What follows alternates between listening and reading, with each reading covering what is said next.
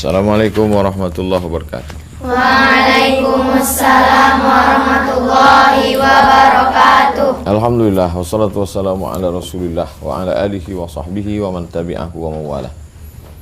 Subhanaka la ilma lana illa ma 'allamtana innaka antal alimul hakim. Rabbi shrah li sadri wa yassir li amri wa hlul 'uqdatam min lisani yafqahu qawli.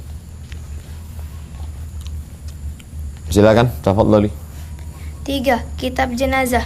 Hendaklah memperbanyak mengingat mati dan bertobat dari segala dosa, terlebih lagi bagi orang sakit, agar lebih giat beramal kebaikan dan menjauhi larangan Allah Subhanahu wa taala. Firman Allah Subhanahu wa taala, Kullu nafsin A'udzubillah. Pertama baca aja, pertama. Kalau selanjutnya Bismillahirrahmanirrahim. kalau dari tengah a'udzubillah aja.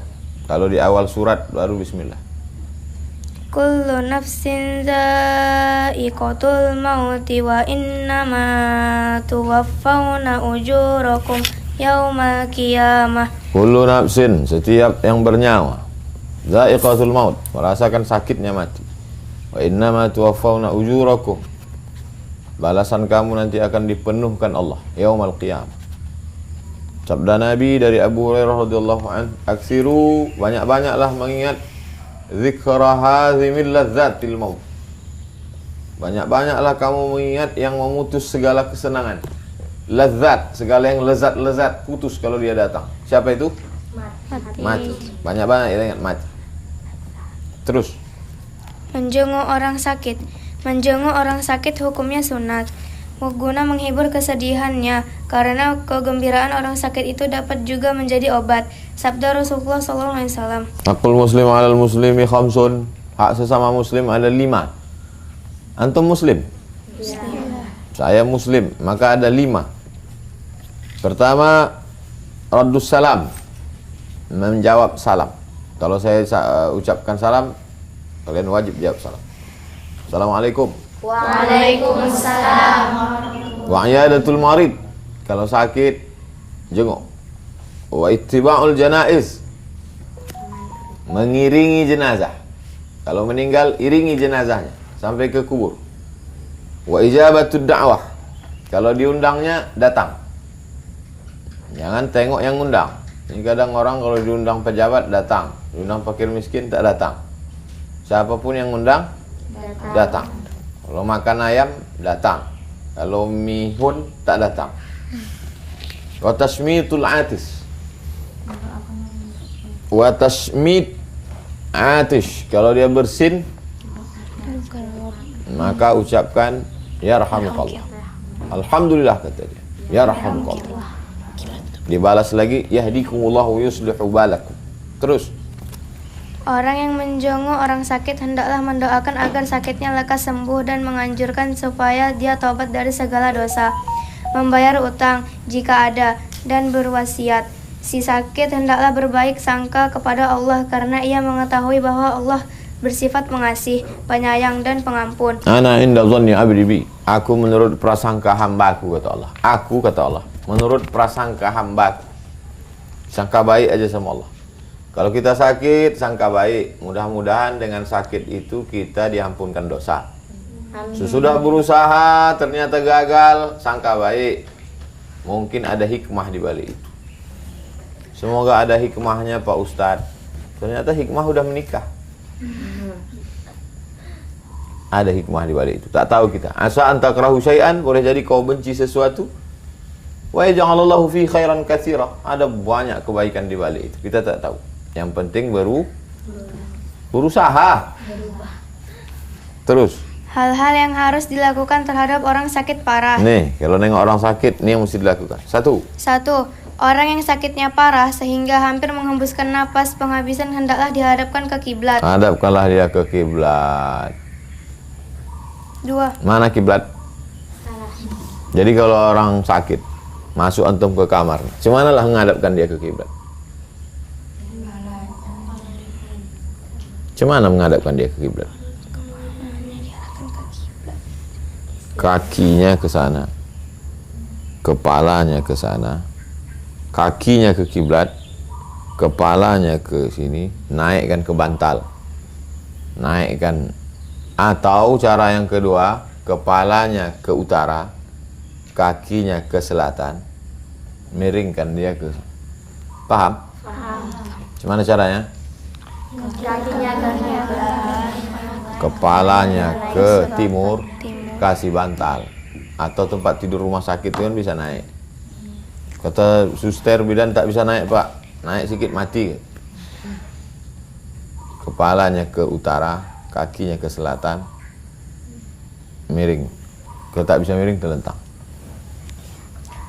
Terus 2.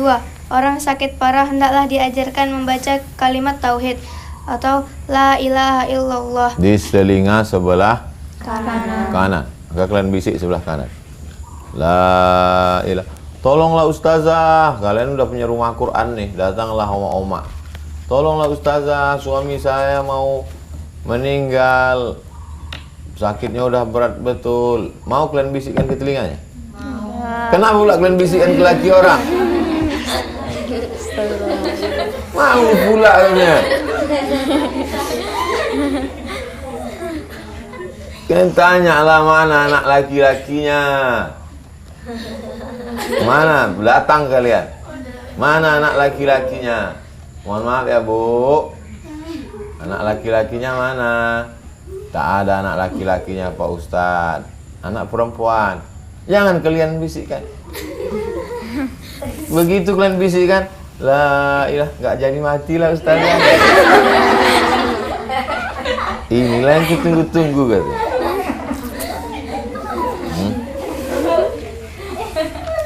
Cari keluarganya dulu. Ajarkan la ilaha illallah. Sebutkan kalimat kalau diucapkan bibir tak bergerak. Siapa namanya? Risma. Hah? Risma. Risma kalau diucap bibir bergerak atau tidak? Bergerak. Risma. Risma. Ustadz Somad bergerak atau tak bergerak? Bergerak. Somad. Tapi la ilaha illallah tak bergerak. La ilaha illallah. Karena waktu sakaratul maut itu berat, menggerakkan bibir pun payah. Maka Allah kasih kalimat yang kalau disebut, maka orang tak perlu menggerakkan bibir, ringan, mati dalam keadaan ringan. La ilaha. Asal nampak lidahnya udah bergerak, suaranya udah tak keluar lagi. La ilaha illallah. Nampak lidahnya bergerak. Dah, diam, jangan ganggu lagi sampai dia mati. Tapi kalau dia meracau, tahu meracau? Mengigau, diganggu setan apa segala macam, terus bisikkan lah. Yang membisikkannya berapa orang? Satu. Yang pula kalian rame-rame situ bisikkan. Kalau yang meninggal itu ulama, ustad, kalian bisikkan atau tidak? Apa pula tak bisikkan? Bisikkan. Cemana nih ustad, kita bisikkan? Tak usahlah, dia kan udah tahu. Tetap dibisikkan, karena waktu itu godaannya luar biasa. Datang setan membawa air. Orang sakaratul maut itu haus minta ampun. Datang setan ngasih air. Kau akui aku sebagai Tuhan, ku kasih kau air, kata setan. Itulah maka orang yang sekeliling itu baca Quran, berzikir, baca Yasin, supaya jauh dari setan. Itulah maka di dinding-dinding itu jangan ada gambar-gambar, jangan ada patung-patung. Kalau ada patung, patung tempat setan, maka setan itu memanggil. Jelas? Jelas. Jadi kalian kalau jenguk orang, tengok dindingnya. Ini kalian buang nih, buang. Tapi itu gambar pernikahan kami. Itu loh, situ setan. Jangan ada musik-musik situ. Dari suara musik itulah masuk bisikan setan ke dalam hati. Yang ada hanya suara orang ngaji, berzikir, bertasbih, bersolawat, la ilaha Illallah. Terus. Ulama fikih berkata, sungguh pun kita disuruh mengajarkan kalimat tauhid kepadanya, tetapi jangan sering dan berturut-turut, karena Berturut akan buatnya bosan. bosan. Sekali aja, asal udah nampak lidahnya, la ilaha illallah, dah cukup.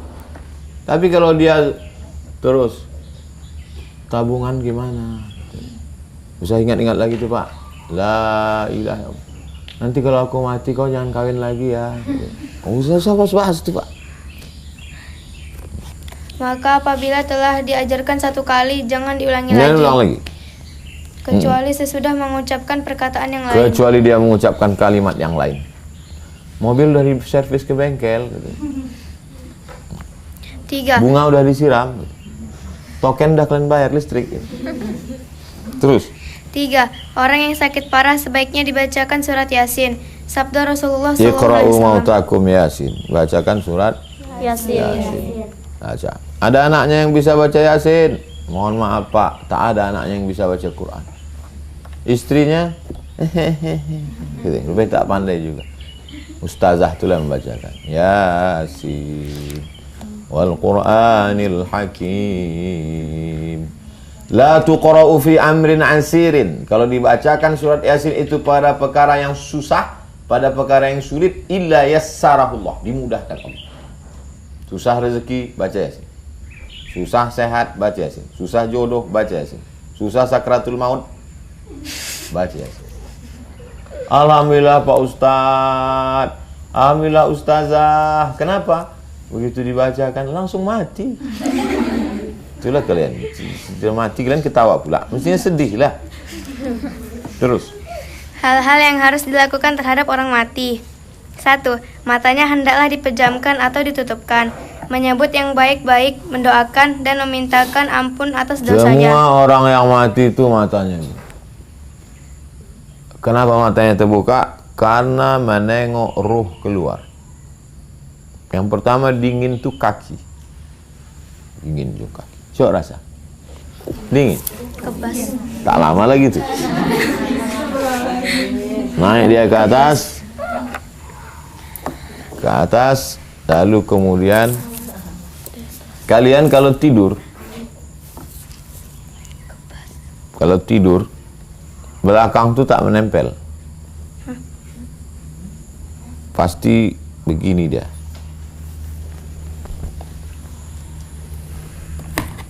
Ini lantai. Tulang belakang tuh melengkung begini. Nah, Iya. ada cerah langgan. Nah, kalau orang meninggal, tulang ini turun ke bawah.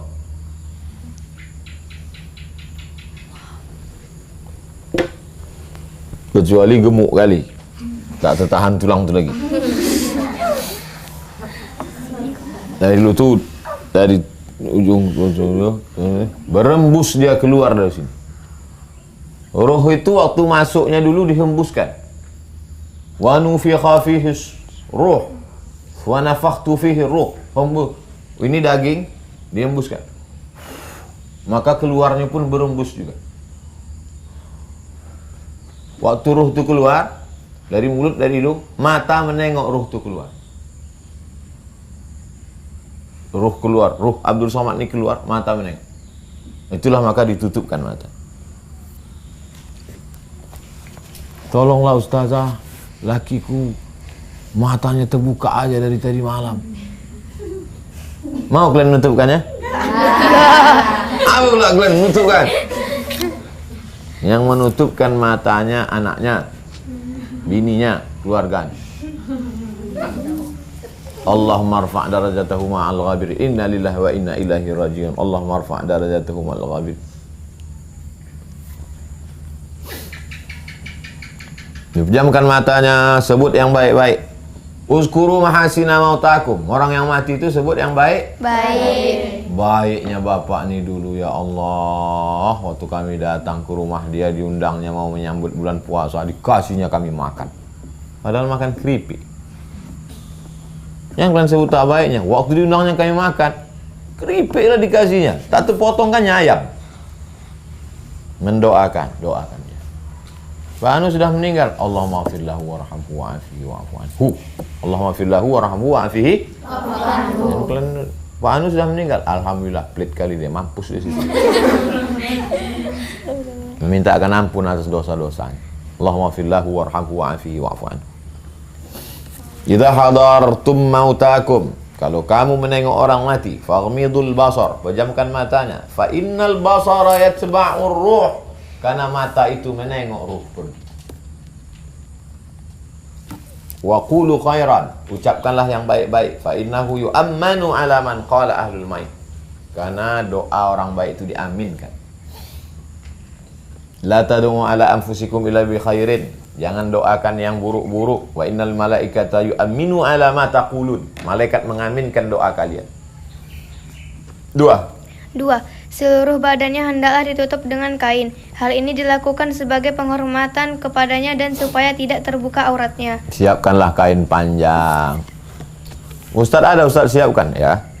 Ada, saya siapkan kain panjang. Jadi kalau saya mati, kain itu menutup. Jangan asyik mau membeli, asal pergi ke mall beli baju, asal pergi. Nanti kalian mati diselimut pakai terpal mobil, mau? Beli kain panjang. Kain, kalau orang Jawa bilang kain jari, kain selendang panjang. Hina tufiya sujjiya bi burdi hibaratin.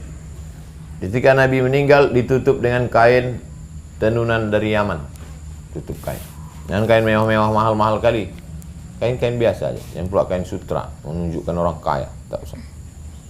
Terus 3. Tidak ada halangan untuk mencium mayat bagi keluarganya atau sahabat-sahabatnya yang sangat sayang dan berduka cita karena kematiannya. yang pernah nyium jenazah angkat tangan. Gimana rasanya cium jenazah? Dingin macam es batu.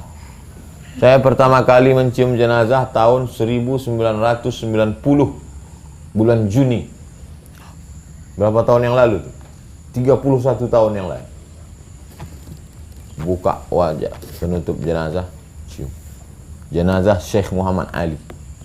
Ada gambarnya di atas. Ulama besar. Pas saya datang kelas 6 SD, suruh orang cium jenazah atuk, cium atuk, cium atuk. Cium. Sujuk macam es batu. Coba rasa, masih hangat? Masih. Hangat. Kenapa hangat? Ada darah menyembur. Menyembur darah dari jantung, berkeliling dia di badan nih, naik ke otak, hangat.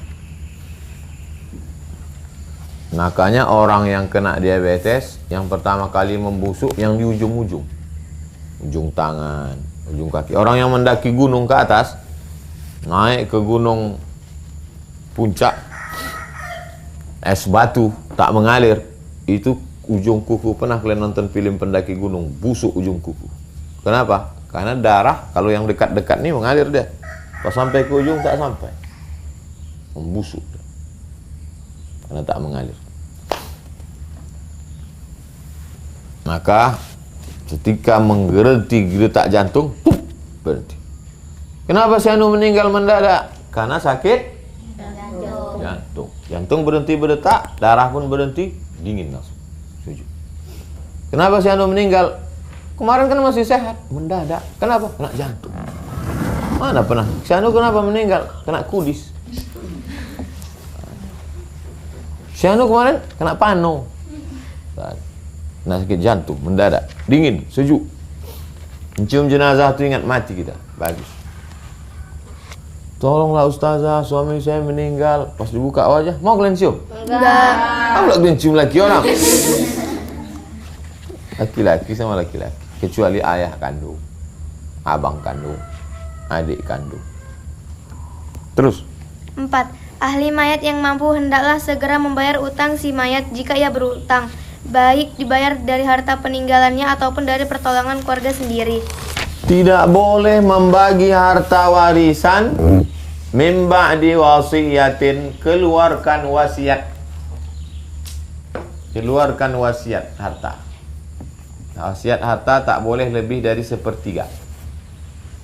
Hartanya 1 miliar, maka harta wasiat yang boleh dikeluarkan 333 juta.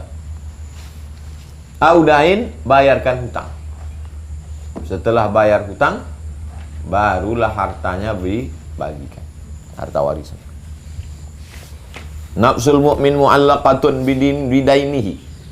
Nyawa ruh orang mati itu tergantung dengan hutangnya, hatta yuqda, sampai dibayarkan. Bayarkanlah hutangnya. Adapun bagi orang yang tak mampu, maka serah kepada Allah menurut keadaan, tujuan dan maksud orang waktu berhutang, sebagaimana diterangkan dalam hadis di bawah. Faman mata wa huwa yanwi qada'ahu fa ana waliyuhu. Siapa yang adainu dainani, hutang itu ada 2.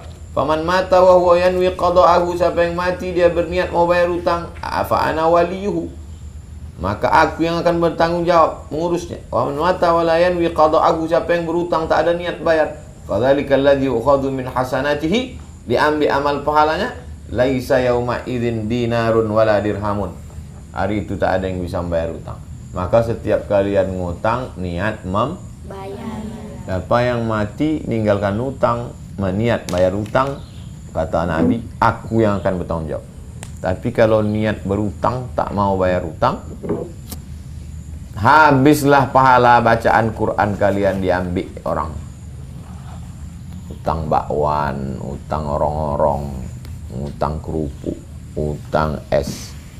Kalian pikir hutang-hutang sepele, dari kecil dah tu bawa-bawa. Man sabba ala syai'in sabba alai. Siapa yang terbiasa dari sejak muda sampai tua, sampai beruban. Saya tak pernah saya berhutang.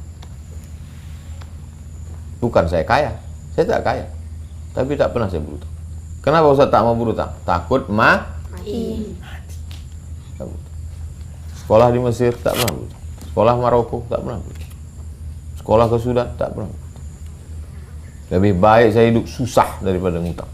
Sekarang banyak orang gaya kaya raya tapi utang. Semua utang. Panci pun utang. Satu-satunya yang lunas cuma satu, bininya. Aku terima mahar dengan tunai. Andai boleh bini itu pun utang juga. Boleh bini utang. Boleh. Terus. Beberapa kewajiban yang berhubungan dengan mayat. Apabila seorang muslim meninggal, maka fardu kifayah atas seorang hidup menyelenggarakan 4 perkara. Memandikan, mengkapankan, nanti prakteknya sekali praktek sama ibu-ibu pengajian. Ibu-ibu sama kalian bersatu. Tak siapa dulu mati terserahlah. Nah, kalau ibu tu mati kalian ngurusnya, kalau kalian mati ibu tu ngurus. 1. Memandikan jenazah. Syarat wajib mandi. A. Mayat orang Islam. Mayatnya mesti mayat orang Islam. Orang tak Islam tak dimandikan. B. Ada tubuhnya walaupun sedikit. Ada tubuhnya walaupun sedikit. Apa maksudnya ada tubuhnya walaupun sedikit? Mati dimakan hiu, tinggal jempol kaki.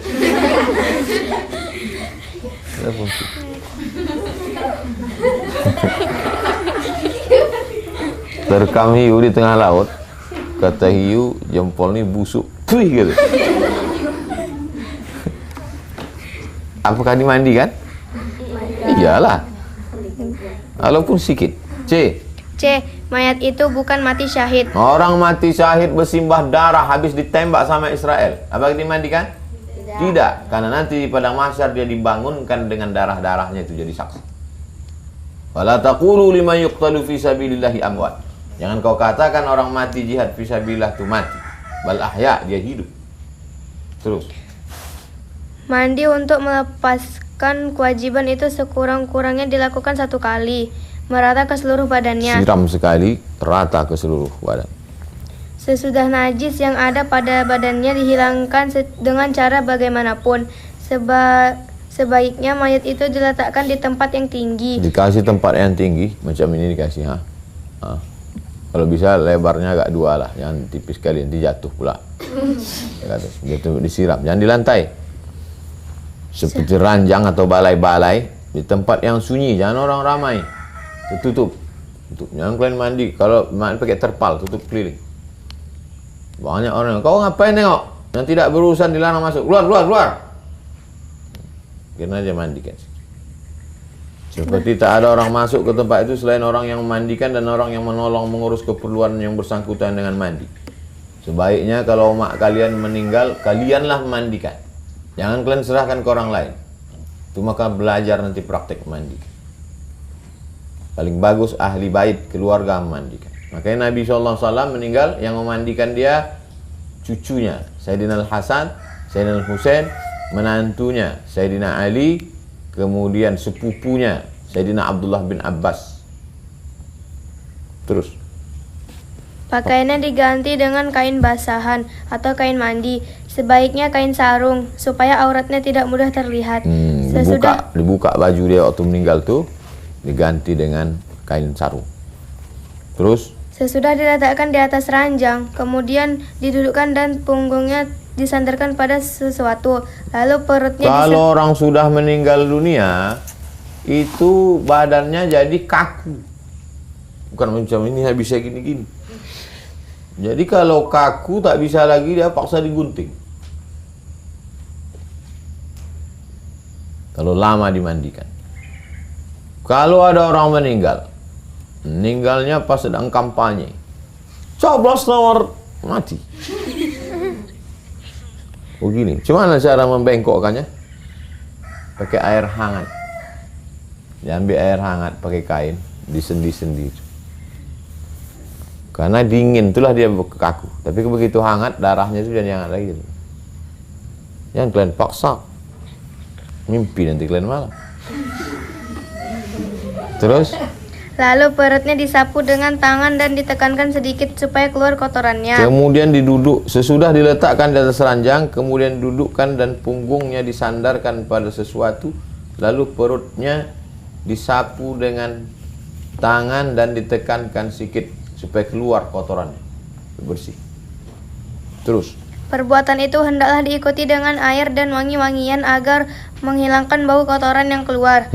Sesudah itu mayat ditelentangkan lalu dicebokkan dengan tangan kiri yang memakai sarung tangan. Tangan kalian disarung pakai sarung tangan.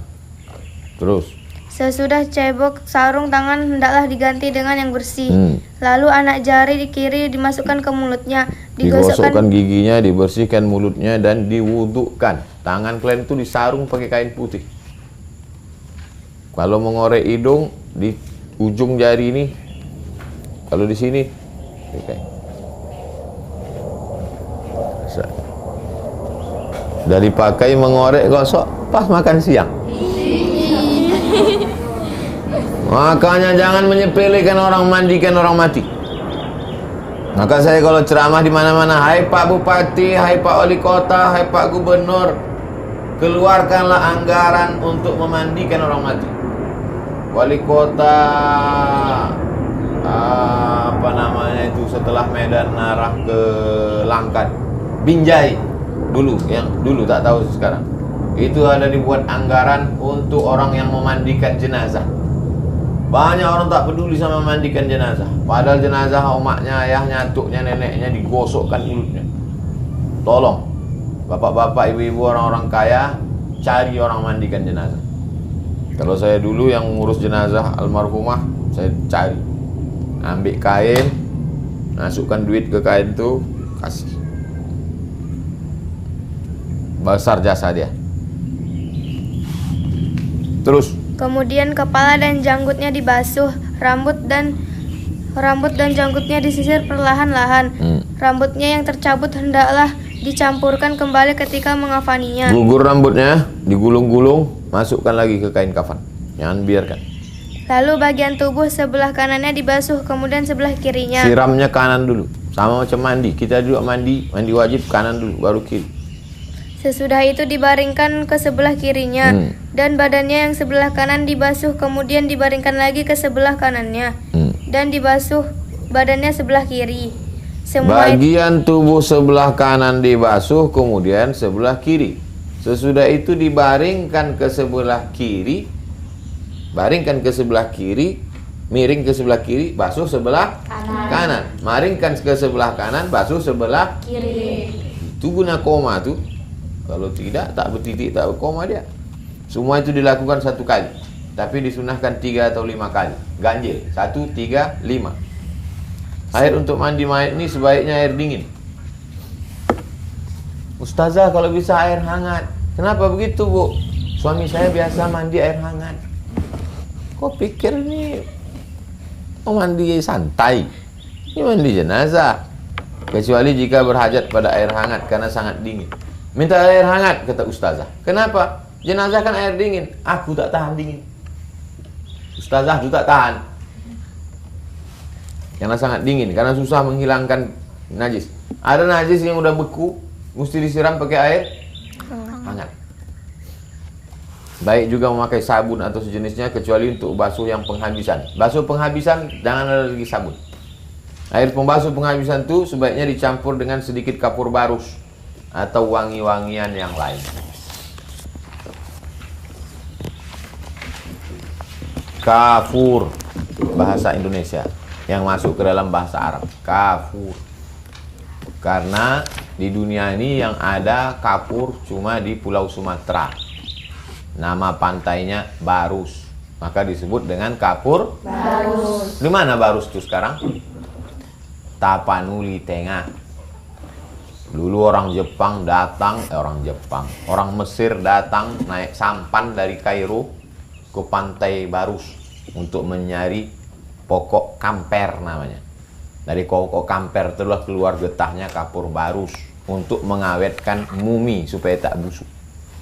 Makanya kalau lemari kalian dikasih kapur barus tak masuk kecoa. Kalau di kamar tuh ada kepinding, masuk kapur barus. Maka jenazah orang Mesir tuh dikasih kapur barus, maka tak dimakan ulatnya. Tapi jangan gara-gara ini nanti kalian balik makan kapur barus. Kalau tak ada kapur barus, daun sidir. Ambil daun sidir. Daun sidir itu kalau kita ambil, kita peras gini, masuk ke air, keluar dia putih macam susu. Siramkan ke jenazah. Idh waqa'a an rahilati famata. Dari Abdullah bin Abbas dia berkata,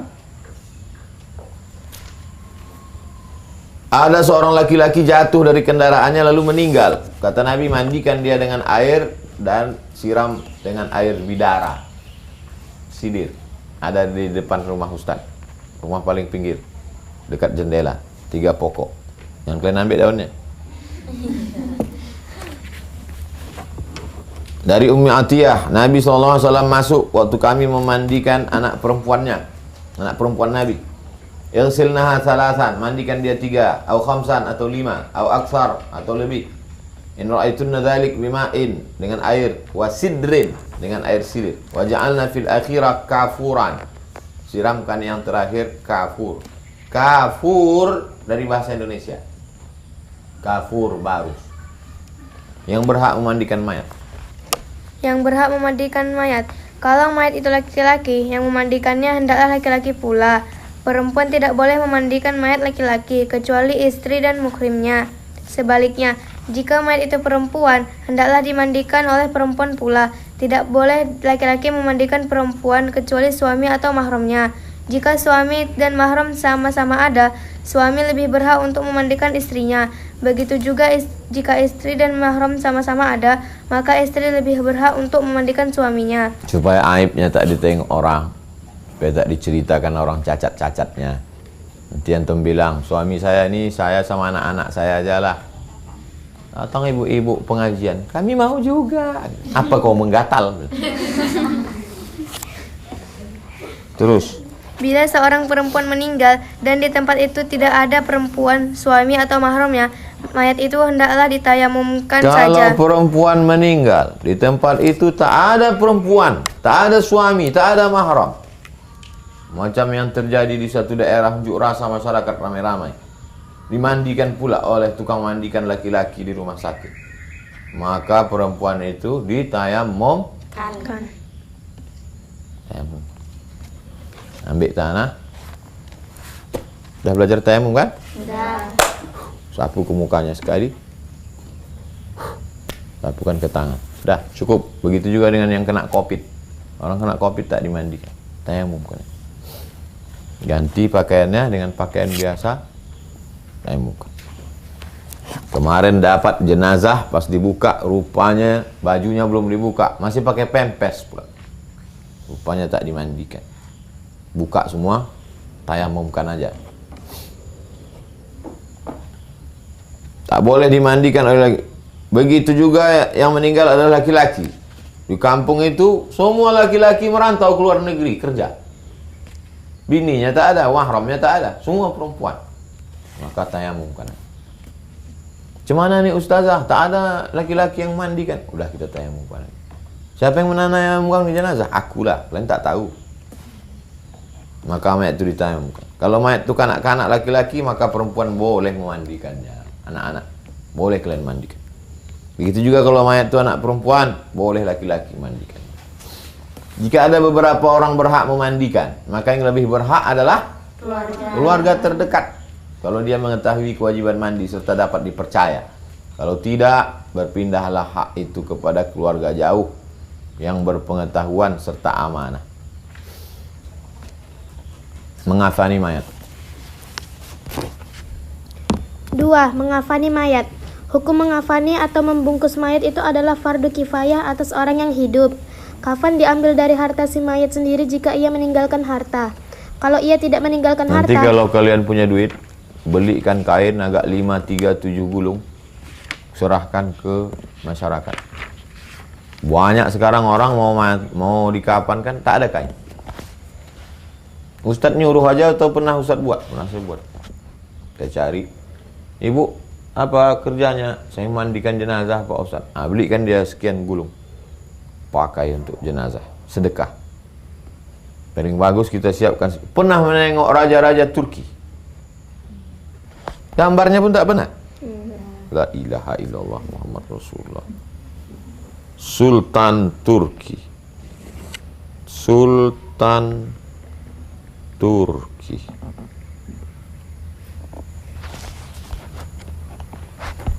Tengok Sultan Turki. Besar sorbannya kan? Tahu apa sorbannya itu? Kain kafan. Sultan Turki itu kenapa besar sorbannya? Kain kafan. Supaya apa? Supaya dia ingat kain kafan diletakkan. Kalian kalau mati, jilbab kalian buatlah kain kafan. Sultan Turki kalau ditanya kenapa besar betul? Kain kafan. kalau ia tidak meninggalkan harta, maka kafannya menjadi kewajiban orang yang wajib memberi belanjanya ketika ia hidup. Kalau yang wajib memberi belanja itu juga tidak mampu, hendaklah diambilkan dari Baitul Mal dan diatur menurut hukum agama Islam. Kalau kita sekarang dari tempat zakat, Baitul Mal. Jika Baitul Mal tak ada dan tak teratur, maka itu menjadi kewajiban kaum muslimin. Berinfak sedekahlah, serikat kematian. Terus. Demikian pula keperluan lainnya yang bersangkutan dengan mayat. Timba, kereta, gerobak, keranda.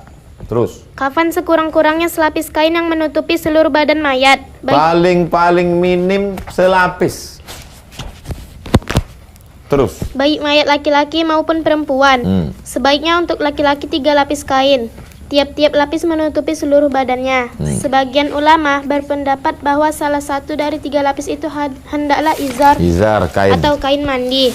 Sedangkan 2 lapis lagi menutupi seluruh badannya. Ya. Cara mengafani: dihamparkan sehelai-sehelai dan di atas tiap-tiap lapis itu ditaburkan wangi-wangian. Sehelai. Habis itu sehelai. Tiap atas lapis itu ditaburkan wangi-wangian macam kapur barus. Hamparkan dulu sehelai, push, baru kabuk, siramkan kapur, baru sehelai lagi. Kedua tangannya diletakkan di atas dada macam sholat. Tangan kanan di atas tangan kiri atau kedua tangannya lurus atau lurus saja gini. Kalau nampak kalian nanti ada jenazah yang gini, boleh. Tapi rata-rata di tempat kita gini. Atau kedua tangan itu diluruskan menurut lambungnya, rusuknya.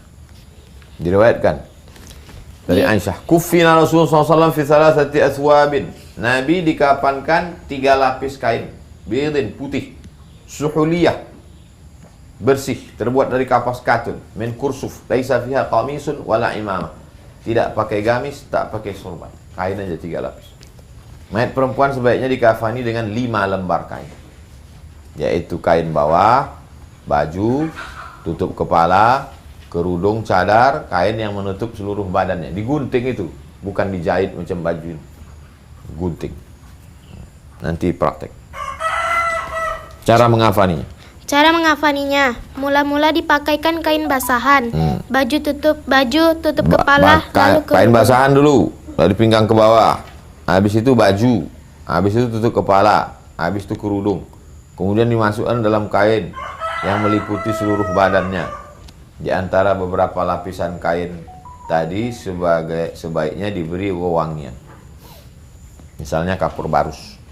Kecuali orang yang mati ketika dalam ihram haji, sedang pakai pakaian ihram, laki-laki 2 helai, sehelai di bawah, sehelai di atas.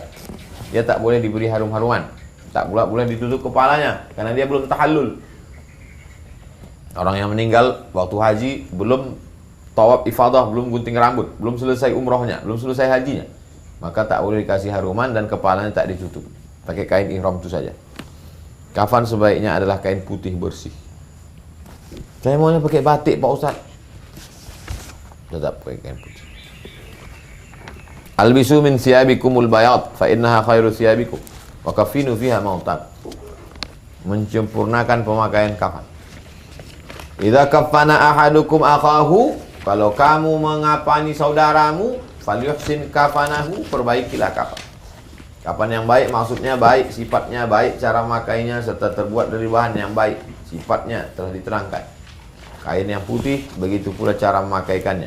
Adapun baik yang tersangkut dengan dasar kain ialah jangan sampai berlebih. Mentang-mentang orang kaya, ini kain putih import dari Eropa, tak perlu. Semuanya akan jadi santapan cacing tanah. Igsilu sawbi hadza.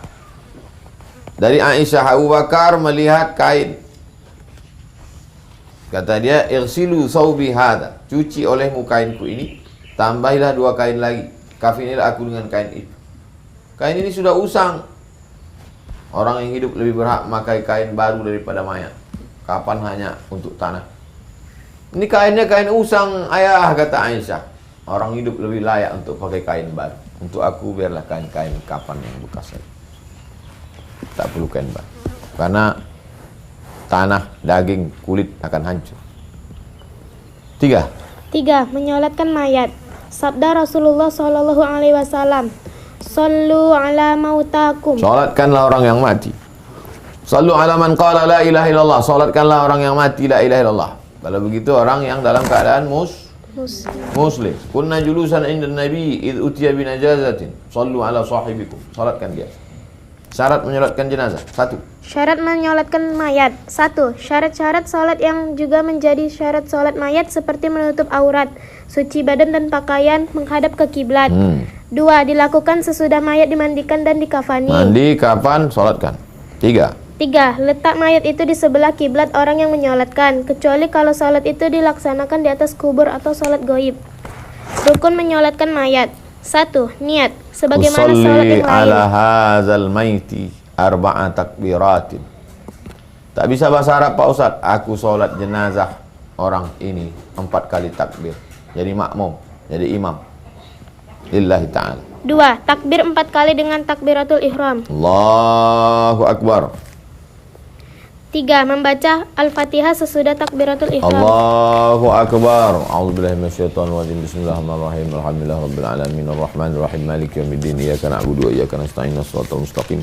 Shiratal ladzina an'amta 'alaihim ghairil maghdubi 'alaihim waladdallin. Amin. Terus Sabda Rasulullah Shallallahu Alaihi Wasallam, la sholata liman lam yaqra bi Fatihatil kitab. tak sah salat orang yang tak baca Fatihah. 4. 4. Membaca salawat atas Nabi Shallallahu Alaihi Wasallam sesudah takbir kedua. Akbar. Allahumma salli ala sayyidina Muhammad wa ala ali sayyidina Muhammad kama sallaita ala sayyidina Ibrahim wa ala ali sayyidina Ibrahim. Allahumma barik ala sayyidina Muhammad wa ala ali sayyidina Muhammad kama barakta ala sayyidina Ibrahim wa ala sayyidina Ibrahim fil alamin innaka Hamidum Majid. 5. 5. Mendoakan mayat sesudah takbir ketiga. Allahu Akbar. Allahumma ighfir lahu warhamhu wa'afihi wa'fu anhu wa akrim nuzulahu wa wasi' madkhalahu wa ghsilhu bima'i was-salji wal barad wa naqqihi minal khataaya kama yanqqa ath-thawbul abyadu minad danas wa abdilhu daran khairan min darihi wa ahlan khairan min ahlihi wa qih min fitnatil qabri wa adzabin nar. Kalau kalian tak hafal, pendek saja. Allahumma ighfir lahu warhamhu wa'afihi Wa'fu anhu. Allahumma ighfir lahu warhamhu wa'afihi wa'fu anhu. Habis itu diam aja. Yang pula habis itu gerak-gerak pun pula mulut. Kenapa kau gerak kan? Seganlah Pak Ustaz, tahu doanya pendek betul. Terus 6. Berdiri jika mampu. 7. Memberi salam. Keterangannya adalah hadis Syafi'i yang telah diuraikan dalam rukun keempat. Beberapa sunat salat mayat. 1. Mengangkat tangan pada waktu mengucapkan takbir-takbir tersebut atau takbir 4 kali. 2. Israr atau merendahkan suara bacaan. 3. Membaca a'udzubillah. A'udzubillahi minasyaitonirrajim. Terus Perempuan menyolatkan mayat. Sebagian ulama memandang bahwa sholat perempuan atas mayat tidak dapat membayar fardu kifayah kalau laki-laki masih ada. Akan tetapi, ulama yang lain berpendapat bahwa sholat perempuan itu dapat membayar fardu kifayah karena sholat mereka sah. Pendapat yang kedua inilah yang lebih sah dan kuat. kalau ada orang meninggal yang menyolatkannya hanya perempuan saja, apakah sudah tertutupi fardu kifayah laki-laki? Itu maksudnya.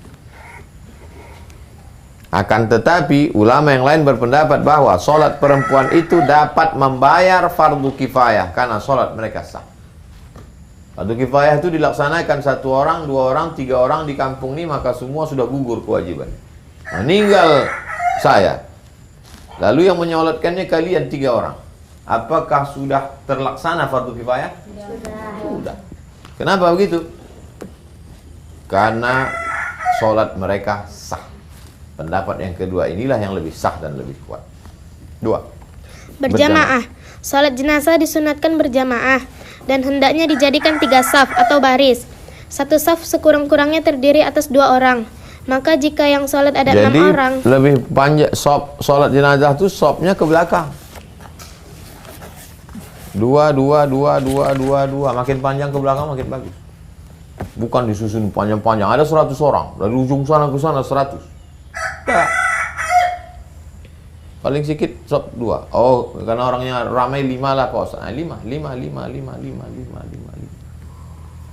Makin panjang sopnya makin banyak sopnya makin bagus. Kurang-kurangnya. Maka jika yang sholat ada 6 orang, adalah setiap sop terdiri dari 2 orang. Kalau ada 6 orang yang sholat, berarti bisa berapa sop tuh? 3 sop. Terus.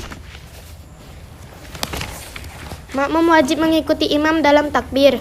Karena yang dimaksud mengikuti di sini hanya dalam Tidaklah takbir itu. bagi muslim yang meninggal lalu jenazahnya disolatkan 40 orang yang tidak syirik, Allah memberi mereka syafaat. Makanya selalu dianjurkan orang meninggal disolatkan umat Islam 3 shaf, maka diampunkan. Kebetulan yang meninggal itu yang datang 10 orang. Bisa tak 10 orang itu dibuat 3 shaf? Tidak. 10 orang bisa tak dibuat 3 shaf?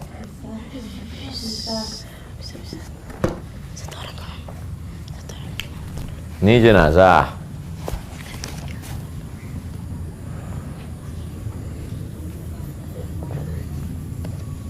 Yang datang 10 orang, imam 1.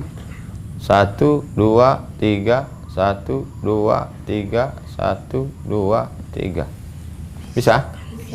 Bisa 3 shaf. Jangan yang 10 itu dibuat 1 baris. 3, 3, 3. Terus. Makmum wajib mengikuti imam dalam takbir. Karena yang dimaksud mengikuti di sini hanya dalam takbir itu. Maka jika makmum ketinggalan atau tidak mengikuti imam pada salah satu takbir sehingga imam telah takbir selanjutnya, maka batallah salatnya. Jangan pula Abu makmum imam udah salam, Assalamualaikum warahmatullah. Dia takbir sekali lagi. Kau kenapa takbir? Masbuk Pak Ustaz. Tak ada masbuk salat jenazah. Makmum wajib mengikuti imam dalam takbir karena yang dimaksud mengikuti di sini hanya dalam takbir itu. Maka jika makmum ketinggalan, kalau dia ketinggalan gimana caranya? Habis mereka salam, salat jenazah lagi. Salat jenazah lagi. Boleh salat jenazah 2-3 kali? Boleh. Datang rombongan. Kami rombongan mau salat jenazah, salat jenazah. Terus. Salat gaib. Salat atas mayat yang gaib itu sah walaupun sesudah dikuburkan. Sah pula salat di atas kubur. Sabda Rasulullah sallallahu alaihi wasallam, "An Jabirin qala, Rasulullah sallallahu alaihi wasallam, qad tufiyal yauma rajulun salihun." Ada seorang laki-laki yang saleh meninggal hari ini. Lingkari rajulun salih. Namanya Najashi. Siapa namanya? Najashi. Minal Habas. Lingkari Habas, Ethiopia. Raja Ethiopia namanya Najashi meninggal. Fahalumu fasallu alaihi. Mari kita solatkan. Lalu kami susun shaf, kami pun solat. Itulah awal solat ghaib. Kalau jenazahnya tak ada di Pekanbaru, kalian solat jenazahnya di Kisaran, jenazahnya di Medan, jenazahnya di Surabaya, maka solat itu disebut dengan solat ghaib. Ghaib artinya tak nampak, tak ada jenazah. Terus Anna Nabi SAW Shalla ala qabrin ba'da syahrin. Nabi salat di atas kubur sesudah 1 bulan. Sesudah 1 bulan orang itu dikubur, datang Nabi salat di atas kubur. Meninggallah Ustaz Tengku Zulkarnain. Tahu Ustaz Tengku Zulkarnain? Meninggal dia. Besoknya baru saya datang ke kuburannya di Palas. Salat saya di atas kubur. Ini kuburannya. Cari mana sholat. Allahu Akbar. Sholat di atas kubur. Ini kubur, ada ke kiblat, sholat. Sholat di atas kubur. Imam dan orang yang sholat sendiri disunatkan berdiri di arah kepala. Nabi bertanya kepada sahabat, mana perempuan yang dulu biasa menyapu masjid nih? Kata Nabi, dia sudah meninggal ya Rasulullah. Kenapa kalian tak kasih tahu aku? Ya karena dia perempuan biasa, tukang sapu. Nabi minta tunjukkan mana kuburnya. Nabi sholatkan jenazahnya dari atas kubur. Mana tahu orang tua meninggal, tetangga, sahabat, kawan meninggal. Pas balik kampung, si Anu kemana? Meninggal. Tunjukkan padaku di mana kuburnya. Sholatkanlah dia dari atas kubur. Sholat jenazah mana ada pula, dia udah dikubur. Sholat jenazah kata orang. Ambil buku ni, sumbatkan ke mulut. Kau tengok halaman 176. Pinjam bukunya ya Ustazah. Kau fotokopi lah. Dah tak berduit, bodoh pula. Tak mau baca. Terus. Beberapa mayat boleh disolatkan bersama-sama. Imam dan seorang yang solat sendiri disunatkan berdiri di arah kepala mayat laki-laki. Kalau mayatnya laki-laki maka di kepala. Kalau mayatnya perempuan maka di pinggang. Kalau mayatnya laki-laki maka imam yang sholat itu posisinya di kepala. Ini mayat. Ini kepalanya. Nah, di sini dia. Kalau mayatnya perempuan berarti di pinggang. Kalau mayatnya laki-laki berarti di kepala. Kalau mayatnya perempuan berarti imam posisinya di pinggang. Waktu pengajian ingat. Sehari, 2 bulan, setahun, pas jenazah meninggal. Lupa. Di pinggang apa di kepala? Pinggang. Ustazah, ini mayatnya laki-laki di pinggang apa di kepala ya? Tunggu sebentar. Manalah buku kemarin? Gimana cara ngingatnya? Laki-laki itu kan kepala rumah tangga kan? Laki-laki itu kan biasanya jadi kepala pemimpin kan? Nah itulah, kalau laki-laki meninggal maka imamnya di kepala. Kalau perempuan di pinggang. Mudah ingatnya? Sudah, lanjutkan. Beberapa mayat boleh disolatkan bersama-sama. Jika mayat hanya diperoleh sebagian anggota tubuhnya saja, anggota itu wajib juga dimandikan dan disolatkan. Sahabat pernah menyolatkan dengan tangan Abdurrahman yang dijatuhkan burung. Mereka dapat mengenal tangannya itu dengan melihat cincinnya. Jenazah itu sudah terpisah-pisah, jatuh tangan itu ke bawah karena dibawa burung. Burung pemakan jenazah, burung pemakan jenazah. Maka diambil tangan itu, dicucikan, disolatkan bersama jenazah-jenazah yang lain. Anak yang gugur sebelum sampai bulannya jika jelas hidupnya dengan tanda-tanda, hukumnya sebagaimana mayat orang, atau wajib dimandikan, dikafani, disolatkan, dan dikuburkan. Kalau tidak ada tanda-tanda hidupnya, tidak disolatkan. Mayat orang yang tidak beragama Islam tidak boleh disolatkan. Anak yang gugur sebelum sampai bulannya. Berapa sampai bulan? 9. Jika jelas hidupnya dengan tanda-tanda, nampak berdetak, walaupun janin nampak berdetak jantungnya. Habis gugur, meninggal. Hukumnya sebagaimana mayat orang, wajib dimandikan, dikafani, disolatkan, dikuburkan. Kalau tak ada tanda-tanda hidup, maka tak disolatkan. Mayat orang yang tidak beragama Islam tak boleh disolatkan, hanya boleh dimandikan dan dikafani. Karena Nabi pernah menyuruh Ali memandikan dan mengafani. bapaknya. Adalah orang mu'allaf, ayahnya tak Islam, meninggal. Semana nih ustazah, ayah saya meninggal. Apa lagi kalian suruh? Mandikan dan kafan. Mandikan bapakmu, kafani, tapi tidak disolatkan. Karena doa itu wajib hanya bagi orang yang bersyahadat asyhadu alla ilaha illallah, asyhadu anna muhammadan rasulullah. Mati syahid.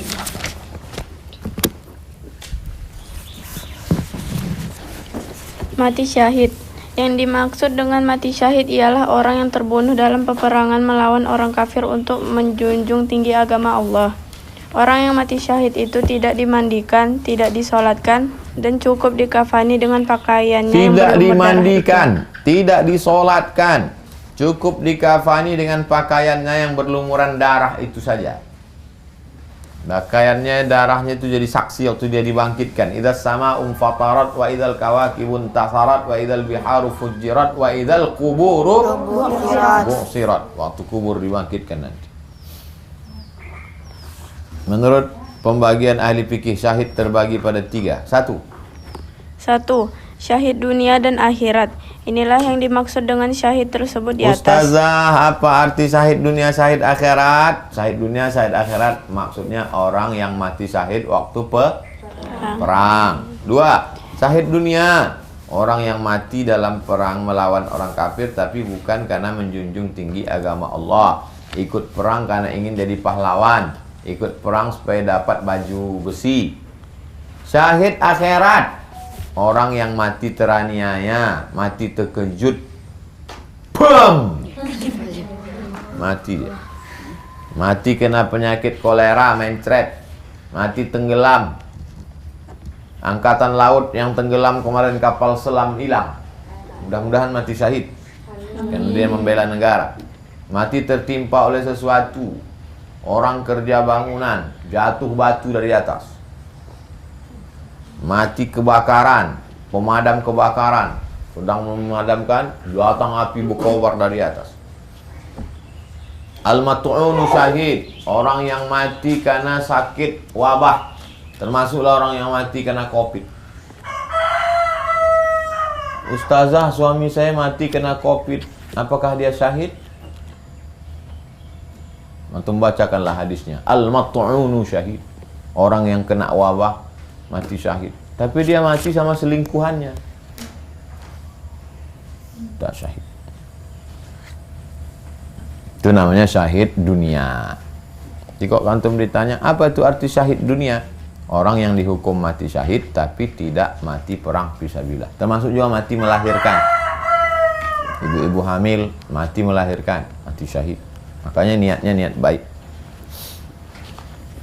Oke. Al-syuhada khamsatun, orang mati syahid ada 5. Al-mat'un, mati karena wabah. Al-mabtun, mati sakit perut. Al-gharib, mati tenggelam. Sahibul hadmi, mati tertimpa benda berat. Syuhada, mati syahid karena perang jihad. Membawa jenazah ke kubur. Membawa jenazah ke kubur. Sesudah mayat dimandikan, dikafani dan disolatkan, lalu dibawa ke kubur, dipikul pada 4 penjuru. 4 penjuru, kanan, kiri, belakang, depan, belakang. Berjalan bawa jenazah itu hendaklah dengan segera. Makanya kalau kalian tengok orang bawa jenazah itu macam lari, cepat. Cepat-cepatlah menguburkan mayat. Kalau dia baik, cepat dia jumpa dengan kebaikannya. Kalau dia jahat, cepat kalian buang beban dari pundak kalian. Cepat-cepatlah mengebumikan jenazah. Kalau dia baik, cepat dia jumpa. Maka saya kalau diminta, Ustaz, tausiahlah untuk jenazah, tak ada tausiah, cepat-cepat kubur. Sudah dikuburkan, baru saya tausiah. Waktu kawan saya meninggal dilipat kain di Kuntu, diminta, enggak, nanti udah kubur baru. Ini ada orang mau meninggal, kata sambutannya sampai 10. Berikut ini mari kita dengarkan kata sambutan dari Bapak Gubernur, dari Bapak Sekda, dari Bapak Bupati, Bapak Wakil Bupati, dari Bapak Camat, dari Bapak Lurah, dari Bapak RW, dari Bapak RT, dari Bapak Kadus, dari Bapak Kades. Pas mati sendiri juga di dalam. Bukan mau orang ikut mengawani. Nanti kalau saya mati, jangan ada sambutan-sambutan. Kalian ingat itu. Mati saya, mandi, kafani, bawa. Udah dikubur tuh terserah kalian lah, mau sambutan 3 hari 3 malam. Iya kata ayam tuh. Terus Berjalan mengantarkan jenazah adalah suatu amal kebaikan. Caranya, sebagian ulama berpendapat bahwa orang yang mengantarkan jenazah itu sebaiknya berjalan lebih dahulu dari mayat dalam mazhab Syafi'iyah. dalam mazhab Syafi'i, orangnya jalan duluan, mayatnya belakang.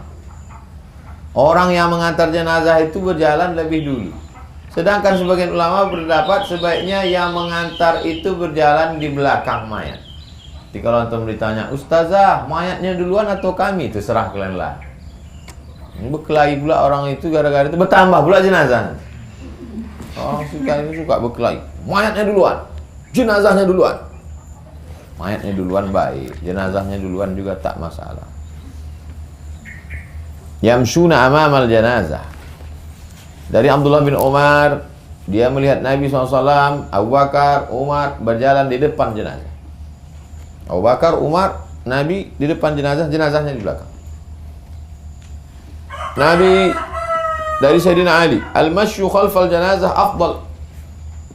Berjalan di belakang jenazah lebih afdal, seperti afdalnya salat jamaah terhadap salat fardu. Di sini mengatakan di belakang jamaah. Tidak boleh mengikuti jenazah dengan perasapan, karena yang demikian itu merupakan perbuatan jahiliyah, membawa meninggal dibawanya asap-asap. Wah, untuk menunjukkan Abdul Somad yang mati buat asap-asap. Yang kalian buat-buat itu. Kalau mau berasap di situ aja tempat sampah hari Sabtu. Orang mati jangan kasih asap-asap.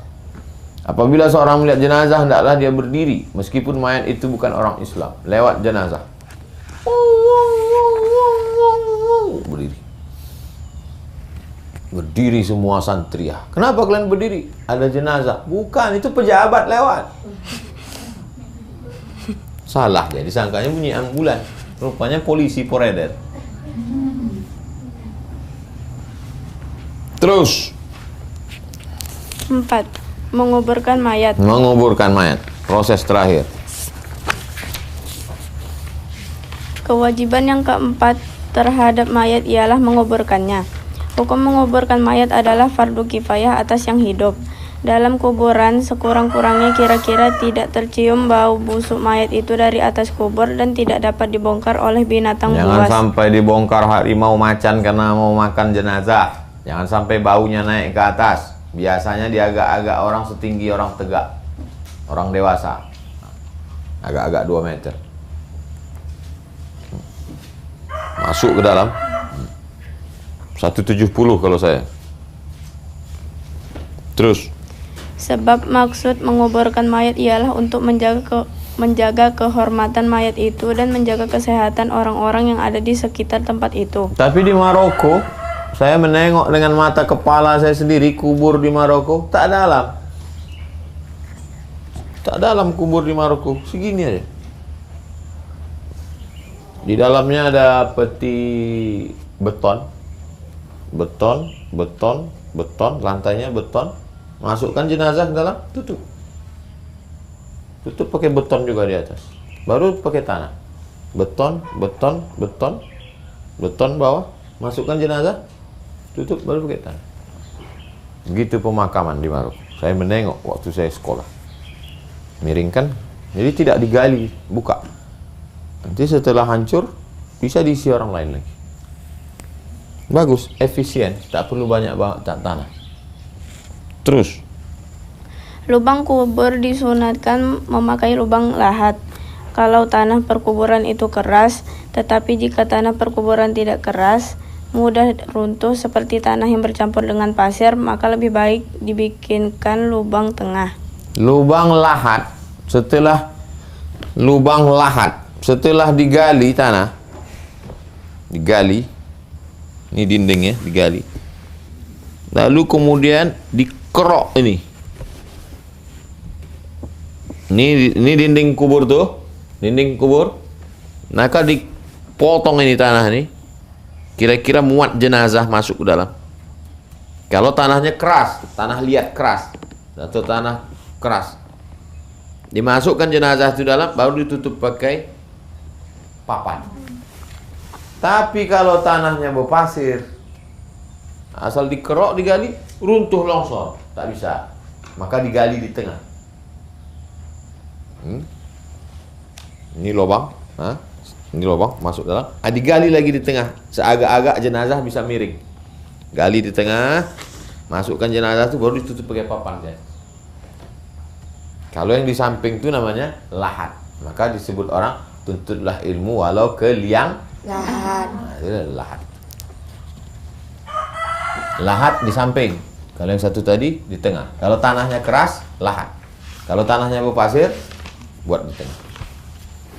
Terus Sesampainya mayat di kuburan, kepalanya hendaklah diletakkan di sisi kaki kuburan, lalu diangkat. Sesampainya mayat dikubur, hendaklah diletakkan di sisi kaki kuburan.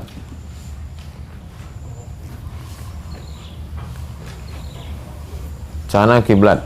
Di mana letak kepala mayat? Kepala mayat di sebelah mana? Sebelah utara. Sana barat. Sini timur. Kepala mayat di utara, kakinya di selatan. Nanti wajah mayat menghadap ke sana.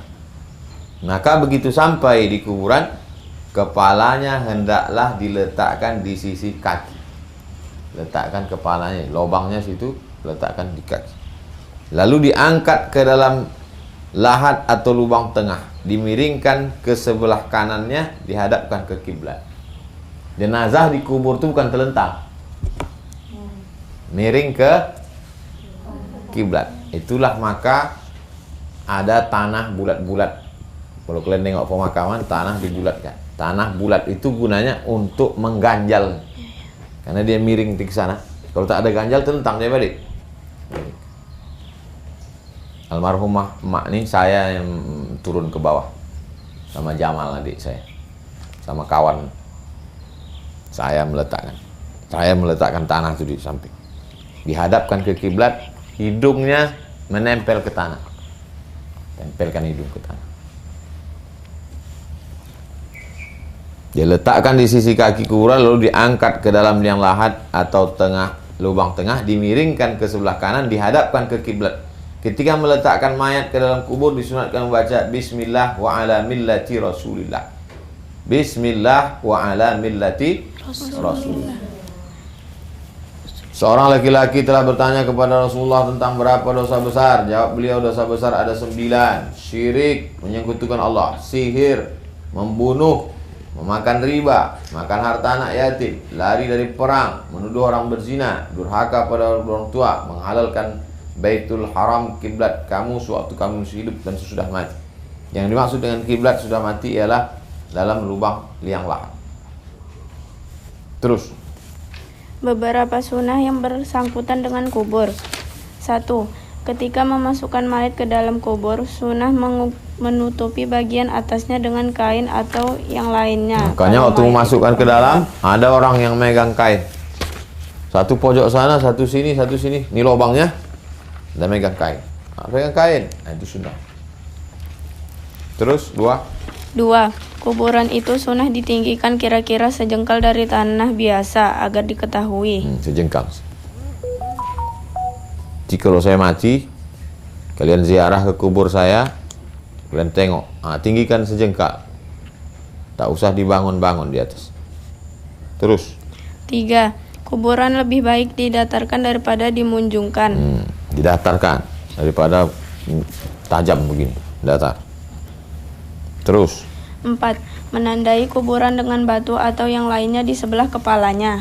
Tatkala Utsman bin Mas'un meninggal, jenazahnya dibawa keluar lalu dikuburkan. Nabi menyuruh seorang laki-laki mengambil batu, tetapi laki itu tak kuat membawanya. Rasul bangkit mendekati batu itu dan menyingsingkan kedua lengan bajunya, disingsingkannya, kemudian batu itu dibawa, kuat tenaga Nabi. Lalu diletakkannya di sebelah kepalanya sambil bersabda, "Aku memberi tanda kubur saudaraku dan aku akan menguburkan di sini siapa yang mati di antara ahliku." Kubur Utsman bin Mas'un. Saya ziarah ke kubur ini Utsman bin Mas'un di Madinah. di pemakaman Baqi, jalan terus ke belakang, perempuan tak bisa masuk, perempuan dari luar pagar saja. 5. Menaruh kerikil-kerikil kecil di atas kuburan. Jadi kalau kalian ziarah menengok banyak batu kerikil, apalah ini letak-letak kerikil ini, bagus untuk ngecor masjid, sunnah. Wada'a hasba ala qabri ibnihi Ibrahim. Nabi meletakkan hasba, batu-batu kerikil kecil di atas kubur anak. 6. Meletakkan pelepah basah atau di atas kuburan. Keterangannya hadis Ibnu Abbas menjelaskan Nabi pernah demikian. Diambil Nabi pelepah kurma, dibelahnya 2, ditusukkannya. Itulah maka kita tengok di atas kubur banyak orang menanam. Ada di tempat kita ini tanam-tanaman khusus yang untuk kuburan. Jadi ikut aja itu, tak usah kalian pula buat pesan nanti kalau aku mati kubur tanamlah di atas makamku pohon metoa. 7. Menyiram kuburan dengan air. Nabi ketika anaknya meninggal, Nabi SAW rasya ala qabri ibni Ibrahim. Kalau kalian tengok ada orang ziarah kubur menyiramkan air, nah itu pun sunnah. Apa gunanya menyiramkan air? Supaya tanah itu padat. Tanah kalau disiram dengan air kan padat ya, tak bisa digali oleh binatang buas yang mau makan. Kalau tidak pergi datang babi hutan, digalinya. 8. Sesudah mayat dikuburkan, orang yang mengantarkannya disunahkan berhenti sebentar untuk mendoakannya atau memintakan ampun dan meminta supaya ia mempunyai keteguhan dalam menjawab pertanyaan malaikat. Istaghfiru li akhikum. Doakan saudara kamu. Was'alullah lahu tasbit. Doakan dia. Fa innahu al-an yus'al. Karena dia disoal, dia ditanya. Ada hadis riwayat Abu Umamah Al-Bahili membacakan talqin. Almarhumah mak saya sendiri membacakannya talqin. Talqin itu isinya doa. Jadi kalau ada orang tak mau mendoakan jenazah, habis kubur, pulang macam menguburkan kucing. Ini tidak ikut sunnah. Kalau ikut sunnah, maka hadis Abu Umamah Al-Bahili, kata Imam Ibnu Hajar Al-Asqalani, hadisnya hadis hasan. Baik membacakan talqin. Tak hafal talqin, tak tahu, bacakan doa. Sahabat saya meninggal, Ustaz Dr. Johar Arifin, saya diminta keluarga membacakan talqin. Saya membacakan. Ada tuh bacaan talqin. Terus. Larangan yang bersangkutan dengan kuburan. 1. Menembok kuburan. 2. Duduk di atasnya. Jangan duduk di atas kuburan. Kadang orang kalau sudah pemakaman jenazah duduk, menginjak, jangan sampai. Tak menghormati jenazah. 3. Membuat rumah di atasnya. 4. Membuat tulisan-tulisan di atasnya. 5. Membuat perkuburan menjadi masjid. Tak boleh membuat kuburan jadi masjid. Terus. Pada riwayat Nasa'i disebutkan, Rasulullah SAW telah melarang membuat rumah di atas kubur dan membuat tulisan di atasnya. Sabda Rasulullah SAW, Qatalallahu al-Yahuda wan Nasara. Allah membunuh, memerangi Yahudi dan Nasrani. Ittakhadhu qubur anbiya'ihim masajid. Mereka menjadikan kubur nabi-nabi mereka menjadi masjid. Terus. Memindahkan mayat. Mengenai hukum membawa mayat dari negeri tempat meninggalnya untuk dikuburkan di negeri lain, sebagian ulama berpendapat bahwa hukumnya haram karena dikhawatirkan akan merusak kehormatan mayat. Sebagian ulama berpendapat hal itu tidak ada halangan, asal terjaga dengan baik, karena asal hukum sesuatu adalah harus atau boleh, sedangkan di sini tidak ada dalil yang mengharamkannya. Tak ada dalil yang mengharamkannya. Kalau jenazahnya dipindahkan karena darurat, tolong semua jenazah pindahkan karena akan ada pembangunan mall. Dijual orang tanah itu. Entah cemana ceritanya dulu, mungkin bukan tanah wakaf, tanah menumpang. Pindahkan. Dulu pemakaman itu di tepi sungai. Lalu sungai ini tergerus. Kalau tidak dipindahkan akan hanyut jenazah-jenazah. Maka cukup. Tapi kalau tak ada halangan, tak usah pindah. Biar aja. Payah kami ziarah. Nah, mana ada alasan? Berdoa kita dari sini, kirim Fatihah, sampai apa tak sampai? Sampai. Tak ada alasan. Membongkar kuburan. Membongkar kuburan. Apabila mayat sudah dikuburkan, tidak boleh dibongkar atau haram dibongkar. karena hal itu akan merusak kehormatan mayat, kecuali kalau terjadi beberapa hal berikut. Mayat dikubur belum dimandikan, tidak dikafani, tidak disolatkan, tidak menghadap kiblat, dikuburkan di tanah yang dirampas atau dibungkus dengan kain yang dirampas, kain curian. Sedangkan yang punya minta dikembalikan, boleh dibongkar balik. Atau dalam kuburan itu terjatuh suatu barang berharga. Selesai acara pemakaman, hilang jam. Kemana? Terjatuh tadi. Berapa harga jam itu? 200.000. Atau salah, ganti aja. Jika terjadi salah satu dari hal tersebut, kuburan boleh dibongkar selama mayat belum membusuk. Adapun bongkar kuburan yang sudah lama, tak ada halangan, asal mayat sudah hancur. Berarti tulang-tulangnya pun sudah hancur. Untuk mengetahui berapa lamanya baru hancur, hendaklah ditanyakan kepada yang ahli tentang itu. Karena keadaan tempat tak sama, bergantung pada keadaan tanah. Ada tanah itu kering, lembab, basah. Tanah yang kering, gurun pasir, cepat. Kering, mengering, busuk, tak bau. Takziah. Takziah atau melayat. Melayat ahli mayat itu sunnah dalam 3 hari sesudah ia meninggal Kepada dunia. seluruh jamaah supaya kita datang takziah ke rumah almarhum selama malam Kamis, malam Jumat, malam Sabtu. Sepeninggal dunia. Lebih baik ialah sebelum dikuburkan. Yang dimaksud dalam melayat ialah menganjurkan ahli mayat supaya sabar, jangan keluh kesah, mendoakan mayat. Ibu sabar ya bu, suami ibu udah meninggal, dia pun dulu hidup juga tak baik betul, sabu-sabu, narkoba, selingkuh, gitu deh. Sabar ya bu, makin kuat pula nangisnya. Kenapa ibu nangis? Utangnya banyak. Kalian sabarkan dia. Sabar, ahli mayat hendaklah sabar atas kedukaannya serta menyerahkannya kepada Allah. Alladzina idza asabathum musibah qalu Inna lillahi wa inna ilaihi raji'un. Ulaika alaihim salawatu min rabbihim wa rahmah wa ulaika humul muhtadun. Memberi makan kepada ahli mayat. Kalau kalian menengok orang mati, bawakan nasi bungkus. Karena orang yang meninggal itu tak sempat lagi keluarganya itu masak. Sudah error dia, sudah menangis saja tak tentu arah. Apa kata Nabi? Isna'u li ali Ja'far ta'aman. Buatkan makanan untuk keluarga Ja'far. Yang meninggal ni Ja'far radhiyallahu anhu. Keluarganya, anak bininya, bawakan makanan untuk keluarga Ja'far. Faqad atahum ma yus'iluhum. Karena yang datang kepada mereka ini musibah membuat mereka sibuk. Jadi kalau ada orang meninggal, kita datang bawa makanan atau bawa perut kosong? Makanan. Kita datang membawakan makanan. Itulah ya, baca, itulah yang disyariatkan. Itulah yang disyariatkan dalam agama Islam, bukan sebagaimana yang biasa dilakukan di Indonesia. Semua tetangga, sahabat yang dekat atau yang jauh, keluarga, teman dan orang sekampung datang beramai-ramai berkumpul di rumah ahli mayat untuk makan-makan. Dan ahli mayat terpaksa menyediakan makanan yang bermacam-macam. Udahlah ayahnya mati, orang datang terpaksa pula lah dia mengutang. Biarpun sampai menghabiskan harta peninggalan si mayat, mengutang. Maka alhamdulillah sekarang kita udah ada serikat kematian. Biasanya orang meninggal di depan tuh disediakan ember, diisi beras, ada membawa duit. Nah, itu baik, tak salah. Bahkan kalau kurang, hartanya sendiri dihabiskan. Kadang-kadang orang yang datang tempat kematian sepanjang hari tak perlu pula berbelanja lagi, karena keperluannya sudah ditanggung oleh orang yang ada. Orang meninggal, alhamdulillah bebas makan siang hari ini. Senang pula dia dengan orang. Selain dari perayaan pada hari matinya, diadakan pula selamatan untuk makan-makan. Tentang masalah ini terjadi khilaf ya. Adapun tentang meninggal orang,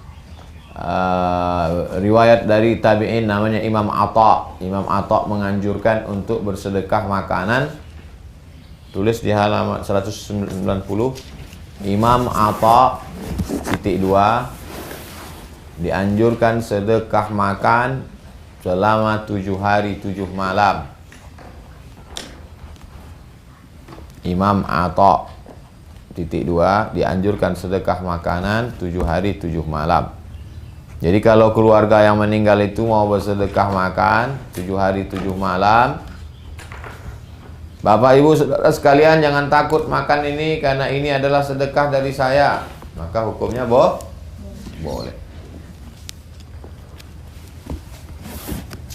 Terus Memang kalau kita renungkan lebih jauh serta kita pikirkan dengan pikiran yang sehat dan tenang, alangkah sedihnya ahli mayat sesudah ia kehilangan anak, buah hatinya, atau kehilangan bapak pemegang kemudi hidup dan penghidupannya. Hartanya dihabiskan pula.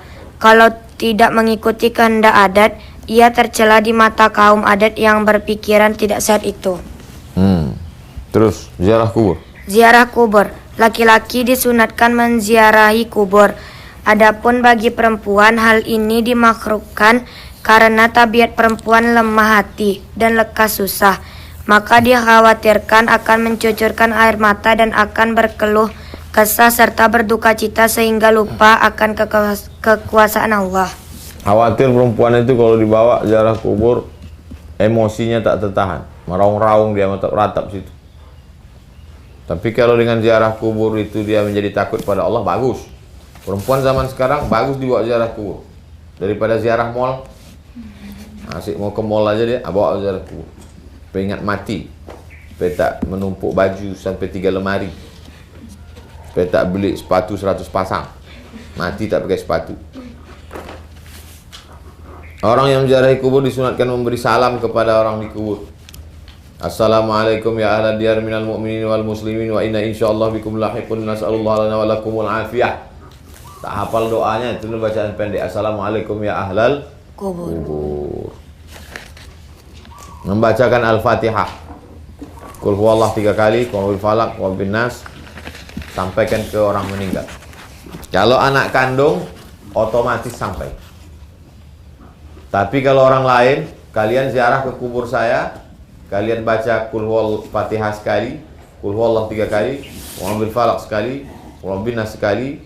Habis itu kalian bacakan, ya Allah sampaikanlah pahala bacaanku ini kepada almarhum Abdul Somad. Karena kalian bukan anak kandung saya. Tapi kalau anak kandung saya, tak perlu diucapkannya itu langsung sampai. Begitu juga dengan kalian. Kalau ziarah kubur, pertama salam. Assalamualaikum ya ala diyar minal mu'minin wa inna insyaallah bikum lahiqun yarhamullahu mustaqdimin wal mustaakhirin nasallallahu wa lakumul afiyah. Baca Fatihah, Qul huwallah 3 kali, Qul falaq sekali, Qul bin nas sekali. Sanggup baca Yasin? Yasin bagus. Habis. Selanjutnya nanti kita baca zakat. Kita tutup dengan baca kafaratul majlis. Subhanakallahumma wa bihamdika asyhadu an la ilaha illa anta subhanaka wa atubu ilaik. Wassallallahu ala sayyidina Muhammad wa ala alihi wasallam walhamdulillah.